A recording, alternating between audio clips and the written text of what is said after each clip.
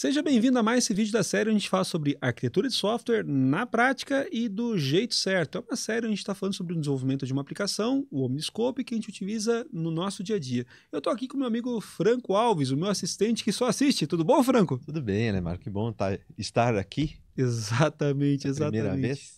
Primeira vez nada, a gente está falando há um tempão já. Aliás, se você está chegando agora, saiba, nós temos uma série gigantesca de vídeos onde a gente está falando sobre arquitetura de software na prática, de certo. A gente está discutindo conceitos os mais fundamentais, aqueles que você deveria já conhecer, mas também está mostrando algumas práticas bem novas, como, por exemplo, a adoção de inteligência artificial. Se você não viu os outros vídeos da série, fica o convite para que você assista. E também fica o convite, se você está vendo esse vídeo aqui no YouTube, para que você acesse o meu clube de estudos. O link está aqui na descrição. No clube de estudos você acessa na faixa, ou seja, sem custo adicional nenhum, eventualmente vídeos novos da série que ainda não foram publicados aqui no YouTube, além de muitos outros conteúdos que podem te interessar e te ajudar bastante. Mas chega de jabá. Franco, vamos falar seriamente, assim, sabe? De maneira séria. Vamos voltar para o ano da graça de 2002, 2003, quando você também escrevia código, tá, Franco? Você escreve de vez em quando, bem pouquinho, mas escreve. Pouco. Franquinho, você acha que escrever código hoje tá mais fácil ou tá mais difícil? Eu acho que tá mais difícil, né, Marco? É mesmo? Ficou mais difícil. Tem que pensar em muita coisa. Tá, mas diferente do que só escrever código. Mas no passado, cara, você não tinha ideia tão boa, as linguagens de programação não estavam tão modernas, não tinha inteligência artificial. Mas a preocupação era menor, né? Tu se preocupava basicamente com o código, o problema que tu estava para resolver, não precisava se preocupar com elementos externos, com um monte de outras coisas que hoje são fundamentais, né? O fluxo de trabalho na época basicamente era, cara, você conversava com pessoa do negócio, ela te dizia qual era a consulta, qual era o relatório que você queria, você, a partir daquela consulta ou relatório, pensava num banco de dados que fosse conseguir fornecer, você desenhava um modelo ER, lembra disso? Você desenhava um modelo ER, mais ou menos validava se aquele modelo ER ia conseguir gerar a partir das formas normais, lembra disso também? Cara, você pegava e pensava se esse modelo ER ia funcionar para poder responder aquelas consultas, aí você botava um monte de gente a fazer telas de cadastro para poder alimentar aquelas tabelas, né, que você tinha para esse modelo ER, e basicamente o sistema tinha um menu de cadastro, menu de consulta, menu de relatório, e era mais ou menos isso aí que era fazer sistema, certo? Era por aí. Então, cara, esse é o ponto. Hoje em dia...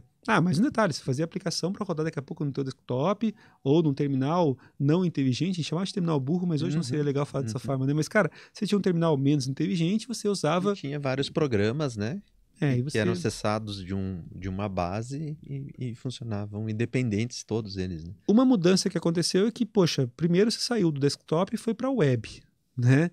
E essa web eventualmente colocou o que estava escondido dentro do limite de uma rede, de uma organização, para interface aberta. Você passou a ter um endereço na internet onde você passou a acessar esse sistema quase que online. Quase que online? Não, online, na verdade. Você começou a ter a ideia de vender software menos por licença e mais como serviço também, para poder ter essa ideia do software como serviço. E aí você teve que começar a lidar com aspectos como, por exemplo, segurança, porque você está com dado compartilhado. Você teve que lidar também... e outra coisa, né? A quantidade de invasões e busca por invasão de sistemas, cara, cresceu bastante. Você também teve que pensar mais sobre interfaces responsivas, porque você está acessando o código aqui ou aqui, né? Você teve que também começar, ou então no relógio, ou até no carro, enfim, são interfaces múltiplas, né? Cara, bancos de dados, antigamente você trabalhava com banco relacional, a discussão é se você ia usar SQL ou Oracle na maior parte das vezes, hoje você tem SQL, Oracle, NoSQL, RavenDB, que a gente usa pra caramba. Sobre front-end, cara, você tinha uma interface texto, né? 2000 já estava com ambiente Windows, mas, cara, você estava ainda assim, você tinha com COBOL, com Clipper, você tinha aquela interface texto, era uma coisa mais fácil. Telinha verde e estava resolvido. E hoje em dia não, né? Hoje em dia você quer uma interface mais fluida, né? Até porque o software deixou de ser aquela coisa do cadastro e começou a apoiar nas operações. Sabe uma coisa, Fran? Concordo contigo, tá? Fazer software ficou uma atividade muito mais complexa.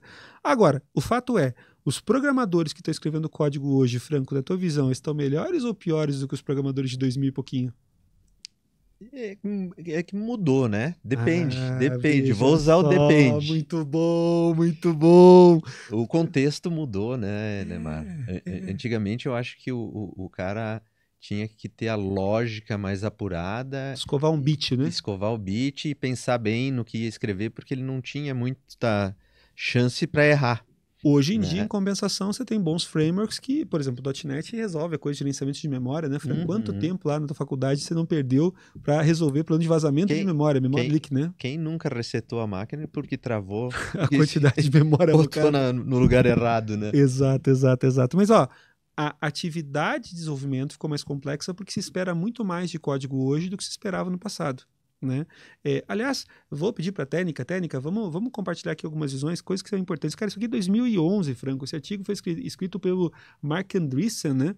O Mark Andreessen é um cara super influente no Vale do Silício e foi um dos caras que começou o projeto do Mozilla no passado, Netscape Navigator, sabe?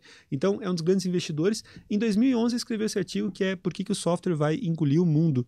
Né? E é curioso, porque 2011 não era época ainda de Netflix, de Amazon, tão grande pelo menos. Cara, outros tempos, né? Mas dizia que o software engoliu o mundo. E ele falava, né, Franco, que, cara, no futuro, e aqui vem essa frase que é emblemática, no futuro toda empresa vai ser uma empresa de tecnologia. As que não forem de tecnologia ou vão ser irrelevantes ou vão deixar de existir. Cara, é louco isso, né? Só que, pô, cá entre nós, essa afirmação não é tão verdadeira assim. Eu acho que, na prática, o que a gente tem que conhecer é o seguinte, ó. Não existe mais nenhuma atividade relevante dentro ou fora das organizações que não seja suportada por software. Cara, não interessa o que a tua empresa faça, é muito difícil você fazer qualquer coisa que não tenha algum software ali te apoiando. Nem que seja um Excel, o que vira problema, inclusive, porque você está com informação que não está integrando com o resto da organização. O outro ponto importante é, cara, tecnologia, então, acaba sendo algo que vai poder te ajudar a acelerar, simplificar, potencializar resultados. Essa é a forma como a gente gosta, inclusive, de divulgar tecnologia, né? Mas tecnologia também pode complicar, dificultar, às vezes até inviabilizar certas iniciativas. Por quê? Porque nas organizações você começou a perceber que, poxa, fazer software sendo uma atividade mais complexa, como a gente tem que pensar em muita coisa, cara, mudanças aparentemente simples, elas precisavam de muito tempo para se A implementar. manutenção ficou mais trabalhosa, né? E muita gente também vai deixando de fazer essa manutenção, né?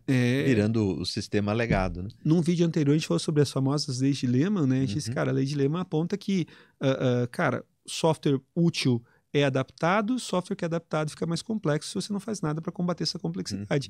E essa complexidade acaba se revertendo em dificuldade para mudar, né?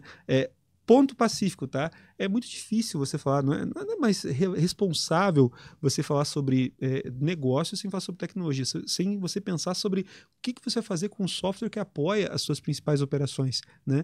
É por isso que eu digo que, poxa, muitas vezes, para as atividades em que uma empresa ganha o jogo, se a empresa tem condições de ter dentro de casa um time de engenharia que cuida daquela parte, não de tudo, mas aonde a empresa ganha o jogo, ali, se a empresa tem condições, é bom ter, né, para poder se pensar. E aí você vai na linha do que o Mark Andreessen falava, poxa, eu preciso ter uma área de engenharia. É por isso que tem eventualmente um banco com área de engenharia, um e-commerce com área de engenharia. As empresas começam a ter alguém dentro de casa para poder fazer aquelas adaptações com mais frequência naquele código que vai ser responsável por hoje o código imita o negócio, né? Isso. Ou deveria. Ou deveria, né? Então, cuidar do teu negócio é cuidar do teu código.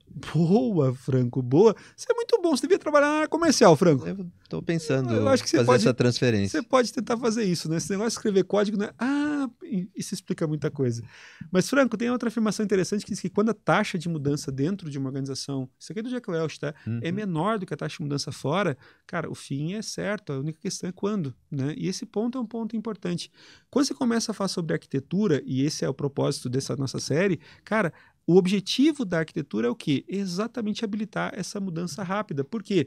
Porque a gente precisa reduzir o custo e o risco de mudar, né? A arquitetura é basicamente sobre reduzir o custo de mudar. E, cara, para reduzir o custo e o risco de mudar, a gente tem que tornar aquilo que a gente faz todos os dias algo mais fácil, algo mais barato. E aqui vem, Franco, um ponto interessante e o que eu quero compartilhar esse raciocínio com você. Cara, a gente tem um mundo que é cada vez mais exponencial. Então, por exemplo, quando você acessa um Netflix da vida, cara, você tem tantas opções. Quem nunca viveu aquele drama de ter tantas opções? O que eu vou assistir? Curadoria. E aí, pô, exato, eu preciso de alguma forma, uma sugestão. Uma das melhores inovações da Netflix foi aquela lista dos 10 mais, certo? Porque senão você perdia um tempão lá tentando definir o que ver e ia dormir sem ver nada. Né? Na prática, você... ou arrependido, né? Porque, poxa, devo ter escolhido coisa errada. Congelava por... Imagina a Amazon, opções, né? Imagina a Amazon, Franco, que tem lá, por exemplo, a loja de tudo. Cara, como é que eu vou definir essencialmente o que eu quero ler sem uma boa seção de recomendações também? Percebe então, Franco, o seguinte, ó, o mundo está crescendo em opções de maneira exponencial. E, cara, isso se aplica inclusive no desenvolvimento de software também. Por exemplo, cara, eu fui fazer uma interface do Omniscope, que é a discussão, inclusive, que a gente está tratando aqui.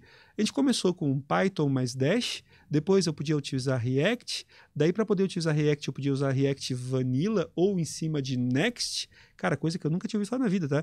E aí eu vou fazer essa interface, e eu sou um cara que não sabe muito CSS, eu sou programador C++, tá? Cara, eu achava que eu tinha que fazer essa interface com Bootstrap, aí eu descobri que existe uma coisa chamada Tailwind, aí tipo tem Tailwind versus Bootstrap, aí tem mais... Cara, o mundo ficou complexo, Franco. Por quê? Porque a complexidade fala da quantidade de elementos das interdependências. A quantidade de elementos que eu tenho que levar em consideração... Muito maior. Exatamente. E aí o que acontece? Embora o mundo esteja crescendo num passo cada vez mais exponencial, a curva de crescimento é exponencial, nós, seres humanos, ainda somos lineares. A gente não tem capacidade de saber mais, certo? Então, como é que eu vou... conciliar essa relação entre o mundo que é exponencial e cada vez mais exponencial com o ser humano que é linear. A única forma de equilibrar isso é como eu estou mostrando aqui nessa tela, é através do algoritmo. Segundo cérebro. Exatamente, não só o segundo cérebro, mas assim, mas é um algoritmo, cara. Por exemplo, o que viabiliza utilizar a Netflix é o algoritmo dela que me faz recomendações. O que me viabiliza, eventualmente, eu trabalhar com a Amazon é um bom mecanismo de recomendações dela também. O que me habilita a programar cada vez mais também são bons algoritmos que me apoiam nisso. E é aí que, eventualmente, a inteligência artificial está chegando. Para quê? Para que eu consiga suportar essa exponencialidade. Porque antes, se eu fosse tentar, até outro dia, se eu fosse tentar fazer um front-end, um back-end, para eu poder fazer o Omniscope, que é o projeto que a gente está usando como referência aqui, eu precisaria de um cara bom de React, um cara bom daqui a pouco de Python, um cara bom eventualmente para tratar os GraphQL, para fazer modelagem, o Lemar como arquiteto. Cara, este projeto teria que ser um projeto para ser mantido por pelo menos 3, 4 pessoas. E, cara, eu estou fazendo ele sozinho, né? Eu estou fazendo sozinho por quê? Porque eu estou exatamente utilizando o algoritmo ou uma série de artefatos ou de algoritmos para poder fazer o trabalho, para poder me dar controle ao exponencial. Eu continuo tão linear quanto antes, mas com o algoritmo certo eu estou fazendo acesso à exponencialidade. E esse ponto é um ponto interessante para a gente começar a pensar em arquitetura, tá? Cara, os desafios modernos da arquitetura são como é que eu concilio um desenvolvimento que é cada vez mais complexo e que a complexidade evolui no nível exponencial com um time que tem uma capacidade de entrega que é linear. Né? Como é que eu entrego muito mais? Porque o negócio espera muito mais. Hoje não é mais consulta e relatório. Você quer um dashboard para poder fazer acompanhamento, você quer um sistema de notificações para poder avisar você e o seu cliente, você quer um sistema de atendimento automático. Cara, as expectativas sobre o pessoal de tecnologia são muito maiores do que eram no passado. E a gente precisa achar maneiras de conciliar isso. Na prática, a arquitetura de software hoje, do jeito certo, né, arquitetura de software, na prática do jeito certo, implica em você considerar também sobre isso. É por isso que aqui nessa série, nos primeiros episódios, a gente se concentrou bastante em mostrar fundamentos de arquitetura, componentização, e nos últimos a gente tem mostrado tanto mais sobre como que IA entra na nossa vida, como que eventualmente uma boa ideia está facilitando o trabalho, como que eventualmente você ter uma representação como código, no lugar de como imagem, facilita também o processo. Porque na prática, o que o arquiteto faz hoje é pensar essa organização, né, para que possa ter bons algoritmos apoiando para poder fazer entregas mais rápido, de uma forma mais eficiente, melhor, tornando mais fácil e mais barato aquilo que você tem que fazer todo dia, porque no final o que a gente quer é reduzir o custo e o risco de fazer mudança. E por que a gente quer fazer isso? Porque, meu amigo Franco, se por acaso uma organização não conseguir mudar tão rápido quanto o mercado, e o mercado está mudando cada vez mais, cara, o fim é certo. Tava pensando, né, Lemar? Parece que sistema ligado, software legado, deixa de ser uma expressão válida, né? Porque a mudança está tão rápida que O que é legado? Eu vou dizer, Franco, aliás, que... Passou uma semana, é sistema legado.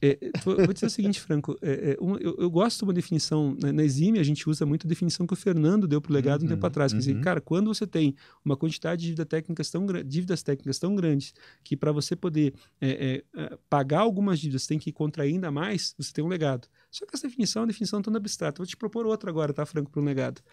Legado é todo software que está dando problema e não foi você que fez. Isso é legado, certo?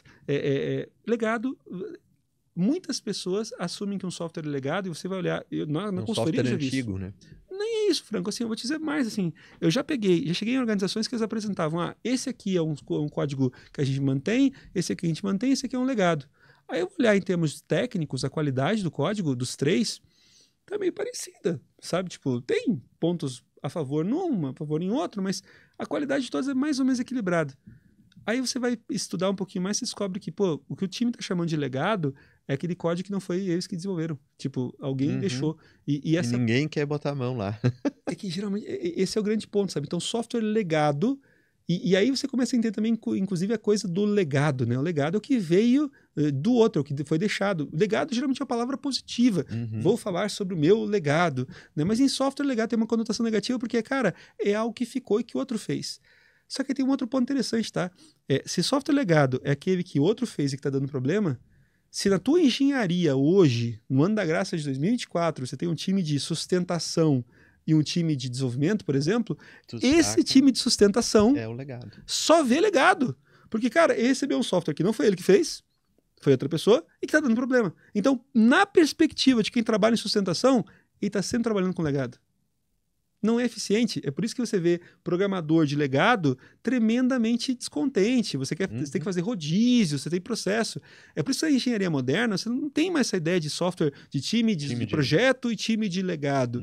Aliás, projeto já é uma conotação também bem estranha para software. Porque, cara, quando você pensa em projeto, você está assumindo que tem uma coisa que tem início e fim. Só que software vai continuar Então, hoje se fala muito mais sobre gestão de produto, para você começar a pensar esse software como tendo um ciclo de vida, tendo um roadmap de desenvolvimento. A forma como a gente pensa em engenharia avançou para você parar de falar em projeto, você começar a falar eventualmente em produto. Você começou a falar menos sobre o time de sustentação e o time de projeto para começar a pensar naquele squad que está mantendo aquele componente em end-to-end. E a arquitetura caminha junto com isso.